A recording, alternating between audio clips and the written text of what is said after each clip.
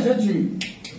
আমি আমাদের রাস্তা দেখাবো, দিশা দেখাবো, পথ দেখাবো, আমাদের পরামর্শ দেব, আপনারা সেভাবেই চলবেন। আমি পরামর্শ নেব আমাদের যুবক অভিষেক বন্দ্যোপাধ্যায়ের কাছে, আমাদের মাননীয় মুখ্যমন্ত্রী মমতা বন্দ্যোপাধ্যায়ের কাছে, বীরভূম জেলার অভিভাবক অনুব্রত মণ্ডল মহাশয়ের কাছ থেকে। তারা যে দিশা দেখাবেন, যে পথ দেখাবেন, সেই পথে আমি চলব। কিন্তু গ্রুপবাজি দয়া করে করবেন না, গ্রুপবাজি করার কোনো প্রয়োজন নেই, তাদের জন্য ঠাঁই হবে না।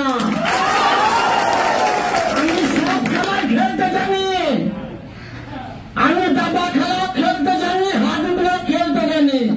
খেলা হবে গান শুনিয়ে, লাভ হবে না বন্ধু। আমি বুঝতে পেরেছিলাম তোমরা প্রাচীনে যেতে বসে আছো, তার আগেই দাবার চাল চলেছিলাম।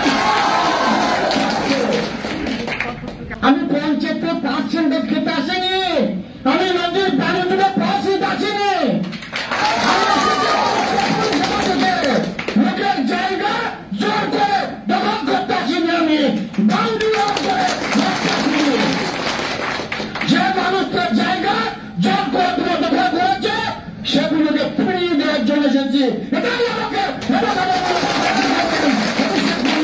শিখেছেন।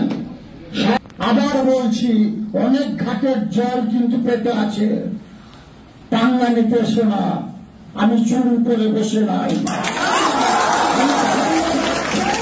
তারা লড়াই সংগ্রামের মধ্যে দিয়ে এই জায়গাটা এসেছে।